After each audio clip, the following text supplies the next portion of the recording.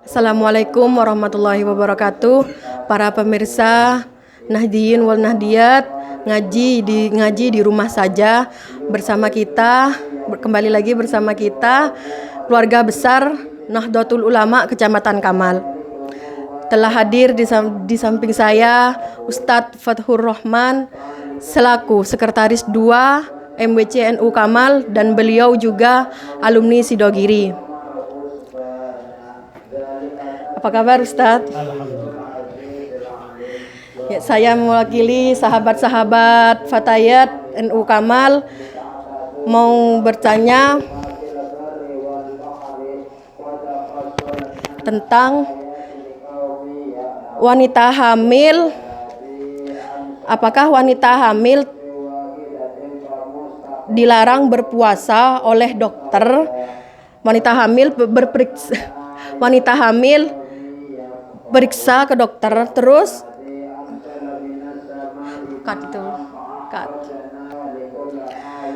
wanita hamil telah dilarang berpuasa oleh dokter. Apakah itu boleh diikuti saran dokter, dan apakah wajib bayar kafarot? Bagaimana?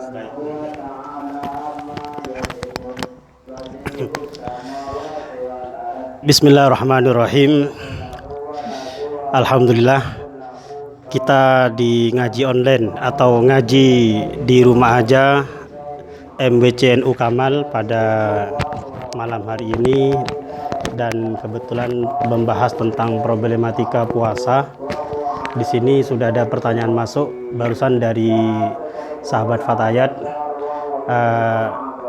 seputar tentang wanita hamil. Memang ini masalahnya Fatayat karena masalah wanita hamil, terlebih di masalah lockdown ya. Masalah lockdown masalah COVID, disebabkan oleh COVID-nya negatif tapi hamilnya positif. Jadi sangat pas sekali jika hal ini tidak terjadi di bulan Ramadan. Tidak menutup kemungkinan apa yang ditanyakan itu memang adalah sebuah fakta. Baik, terkait masalah dokter. Dokter dalam ilmu agama ini memang bisa untuk diikuti sarannya, tapi ada beberapa syarat yang harus dipenuhi, antara lain karena terkait ini masalah, apalagi ini masalah puasa. Jadi dokter itu kalau terkait dalam masalah ibadah, maka yang harus boleh diikuti apabila dokter itu Islam, nomor satu. Sebab kalau dokter itu tidak non-Islam, maka dikhawatirkan ada kemungkinan dia akan melakukan penyelewengan agama, sehingga ketika ada pasien Islam kontrol, kemudian ia disarankan untuk apa? Untuk tidak berpuasa. Ini sebuah kecurigaan. Maka di sini para ulama fikih menyatakan bahwa harus Islam syarat mutlak untuk mengikuti saran dokter terkait dengan masalah meninggalkan sebuah ibadah apa saja, ya, sebuah ibadah apa saja. Itu pertama. Yang kedua, dan dokter Islam yang berpengalaman, artinya yang hadik, istilahnya hadik itu memang terbukti dia memang ahli di bidang itu. Misalkan ada dokter ini terkait dengan wanita hamil, maka memang dia itu ahli tentang kehamilan, bukan ahli di bidang yang lainnya. Artinya dokter itu memang Islam dan memang ahli di bidang kehamilan. Jadi ketika wanita itu hamil, oleh dokter disarankan untuk tidak berpuasa, maka boleh diikuti seperti itu. Karena nomor satu dia Islam. Yang terus syarat kemudian itu adalah harus adil. Adil ini tidak melakukan dosa besar dan tidak terbiasa melakukan dosa kecil, bisa jadi seperti itu. Artinya dia, atau yang dimaksud adil di sini ya tidak pernah melakukan penyelewengan di bidang kedokteran. Kan banyak ya, ini bukan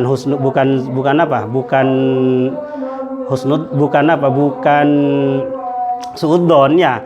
Cuman kemungkinan ada dokter itu memang melakukan penyelewengan terhadap apa yang dihasilkan, tapi ya anggap adil ini adalah memang dokter itu bisa dipercaya. Jadi kalau dokter itu sudah adil, Islam, dan memang ahli di bidang kehamilan, maka saran dokter boleh untuk diikuti bagi wanita hamil. Kalau dokter menyarankan untuk tidak berpuasa, ya tidak berpuasa terlebih dahulu. Kemudian mengenai kafarot tadi yang ditanyakan itu juga terkait dengan wanita hamil ini.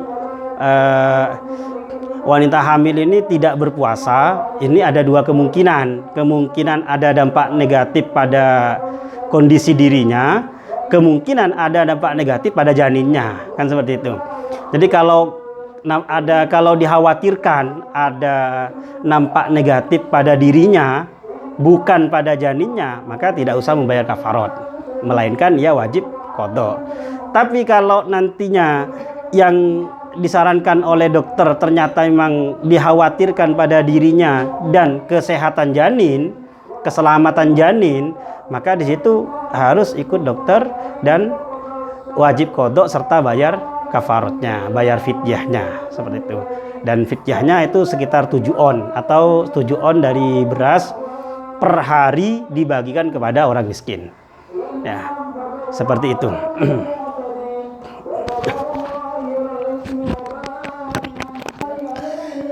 Kemudian bagaimana jika kehamilannya berkelanjutan sampai selesai Ramadan?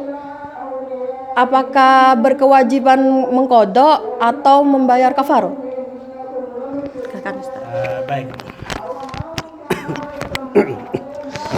Memang hamil ini kan masanya tidak hanya 1 bulan 2 bulan ya, bahkan paling sedikitnya umur kehamilan itu 6 bulan. Ya, pada umumnya 9 bulan, bahkan bisa lebih dari 9 bulan, bisa jadi 1 tahun, bahkan Imam Syafi'i konon di dalam rahim ibu itu sampai 4 tahun, konon seperti itu. Jadi memang paling banyak kehamilan itu 4 tahun. Jadi urusan orang hamil ini tidak mungkin bisa selesai hanya selama di bulan Ramadan, kecuali sudah hamil tua. Lah terus bagaimana? Sekarang kan tadi sudah di bulan Ramadan penuh dia hamil, tidak melaksanakan berpuasa. Ya, tidak melaksanakan berpuasa karena dikhawatirkan atas kehamilannya. Masalah qadha dan kafarah seperti tadi. Artinya begini, ketika wanita hamil tersebut memang tidak berpuasa dengan alasan mengkhawatirkan atas dirinya, ya maka dia hanya berkewajiban qadha. Kapan qadhanya? Qadha itu bukan kewajiban yang harus segera dibayar. Bulan Syawal, Dzulqa'dah bukan seperti itu. Tapi qadha itu adalah wujubun muwassa'. Jadi wajib yang diluaskan waktunya sampai pada bulan Ramadan yang akan datang. Jadi tidak bisa bulan Syawal, ya bulan Dzulqa'dah, tidak bisa bulan Dzulqa'dah, bulan Dzulhijjah, tidak bisa itu bulan Muharram, sampai bisa melaksanakannya. Nah terus kemudian kalau tidak bisa melaksanakan ternyata sampai datangnya bulan Ramadan berikutnya, maka orang tersebut ya selain kewajiban qadha nanti setelah Ramadan pada waktu itu, tapi dia juga wajib berkewajiban membayar fidyah apabila ia meninggalkan qadha Ramadan itu dengan tanpa udzur. Gitu. Kalau meninggalkan qadha Ramadan dengan udzur, maka ia tetap berkewajiban qadha saja. Ya, tidak usah berkewajiban fidyah. Itu namanya fidyah yang disebabkan takhir, ya. Fidyah yang disebabkan mengakhirkan qadha Ramadan hingga pada Ramadan berikutnya. Seperti itu ya, termasuk kasusnya orang hamil juga sama seperti orang hamil ini orang sakit. Orang sakit juga seperti itu. Jadi orang sakit itu apabila memang ada cuma sebatas kecurigaan, ya, ada sebatas kecurigaan kalau ia berpuasa akan bertambah parah sakitnya misalkan, maka dia hanya dimakruhkan berpuasa. Tapi kalau ada dugaan kuat misalkan atau yakin ya kalau dia berpuasa akan berdampak negatif pada dirinya, ini orang sakit. Ya, seperti misalkan dengan ia berpuasa maka ia akan lumpuh, ya. Jadi lumpuh tidak berfungsi atau ia akan mati misalkan. Punya keyakinan kuat seperti itu, dalam Islam istilahnya ghalabatud dzan. Lah maka orang yang model seperti ini ya wajib tidak berpuasa dia, ya wajib tidak berpuasa dan mengganti dengan qada jika ia masih diberi kesembuhan oleh Allah Subhanahu wa taala. Jadi kasusnya sama seperti itu. Jadi orang hamil pun juga demikian. Jadi intinya rekan-rekan, jadi begini, kalau orang hamil itu ternyata nanti kehamilannya sampai pada selesai Ramadan dan di situ baru melahirkan misalkan, tentunya ia belum bisa berpuasa sebabkan ada nifas dan kemudian nanti ada menyusui juga, itu sama seperti itu. Nah, jadi baru nanti kalau sudah udhurnya hilang, artinya sudah menyusui tidak membahayakan, misalkan sudah bisa untuk melaksanakan puasa, maka ia wajib berpuasa qada. Jadi wajib mengqadai bulan puasa. Apalagi kalau waktunya sudah mepet seperti masuk bulan Sa'ban. Maka di situ wajibnya sudah bukan wajib puasa lagi, tapi wajibnya sudah kewajiban qadanya sudah harus segera. Sekali dia punya kesempatan, punya kemampuan, dia langsung wajib mengqadanya. Kalau tidak mengqada ya berdosa, seperti itu. Nah, kalau memang tidak bisa sampai ternyata datang bulan Ramadan, berarti ia tidak bisa berpuasa disebabkan ada udzur. Maka ketika disebabkan ada udzur ini, ia tetap berkewajiban mengqada nanti setelah selesainya bulan Ramadan yang ia terima pada waktu itu. Tapi fidyahnya nggak wajib, sudah seperti itu. Nah, mungkin cukup seperti ini. Ada lagi? Ada lagi, Ustaz. Ya, ada lagi. Pertanyaan yang terakhir, Ustaz. Seorang dokter bertugas mengobati seorang wanita di bulan Ramadan dengan harus membuka bagian intim kewanitaan. Apakah boleh membukanya? Ya, silakan. Baik, terima kasih. Ini pertanyaan yang sangat bagus sekali. Sebab di bulan Ramadan ini ya kita diperintahkan untuk menahan diri dari lapar, dahaga dan juga dari hawa nafsu. Artinya bahkan kita diperintahkan untuk menahan diri dari perbuatan maksiat, perbuatan yang diharamkan oleh Allah Subhanahu wa taala.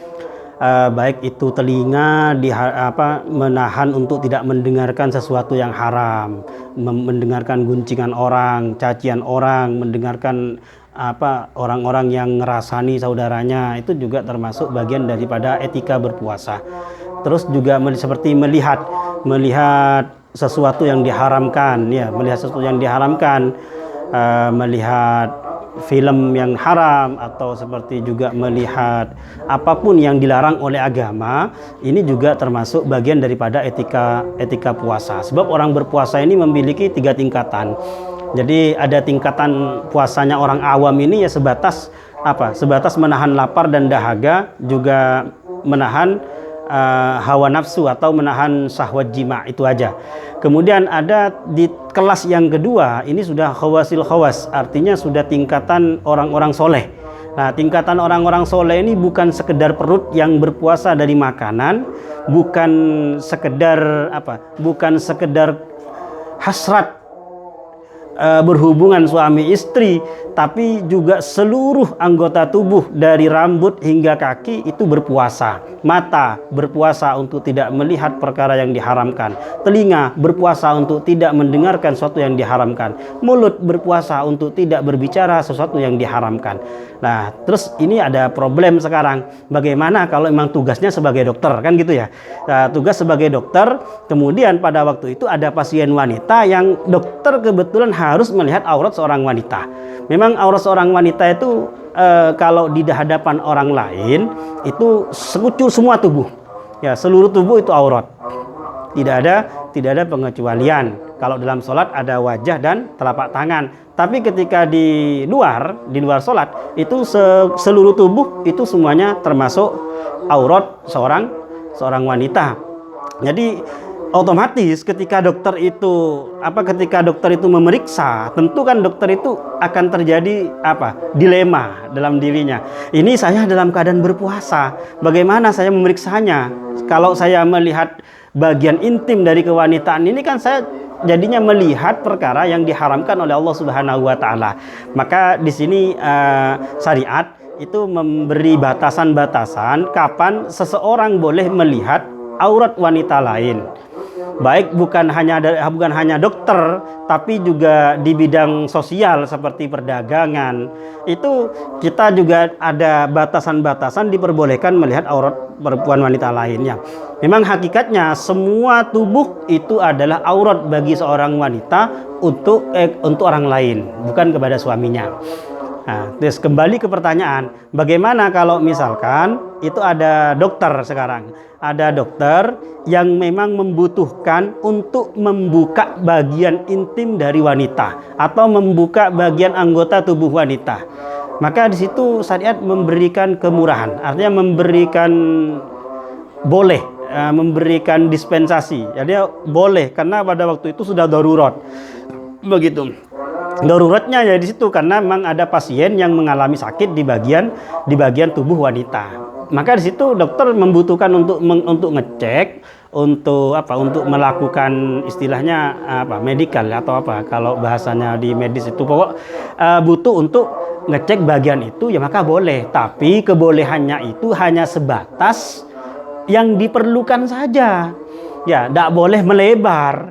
Kalau memang yang diperlukan misalkan di bagian intim itu, di bagian tengah misalkan, ya maka tetap dari atas sampai ke anggota lainnya tetap wajib ditutup. Yang dibuka hanya di bagian tengah saja. Dan saat itu bukan berarti dokter itu melihat apa yang diharamkan, sebab sudah mendapatkan kemurahan oleh agama. Sehingga puasanya tidak masalah bagi dokter itu untuk ngeceknya. Jadi dokter tetap diperbolehkan untuk melihat bagian yang tidak boleh dilihat ketika tidak dalam keadaan darurat seperti itu.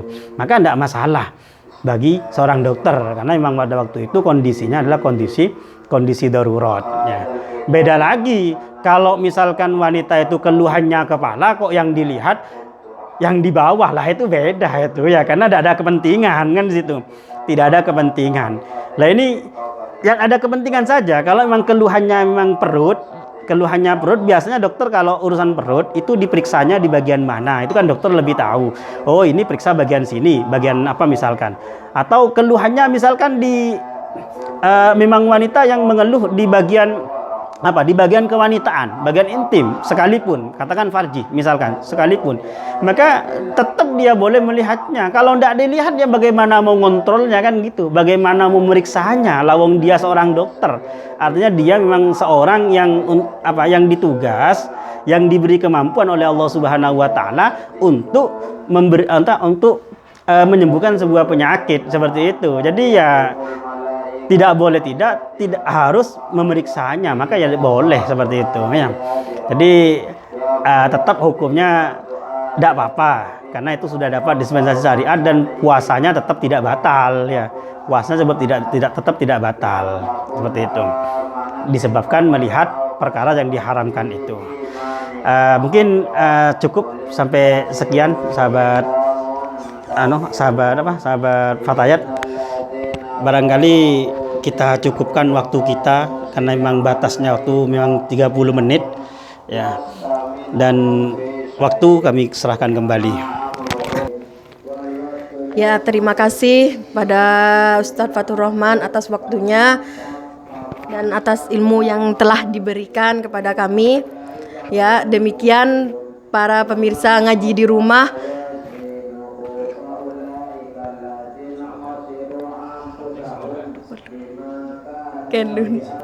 Semoga ilmu yang kita pelajari barusan dari Ustadz Fatur Rahman bermanfaat dan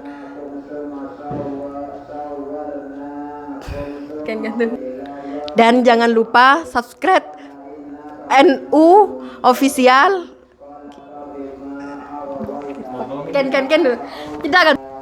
Dan jangan lupa subscribe channel ini. Wallahul muwaffiq ila aqwamit thoriq. Assalamualaikum warahmatullahi wabarakatuh.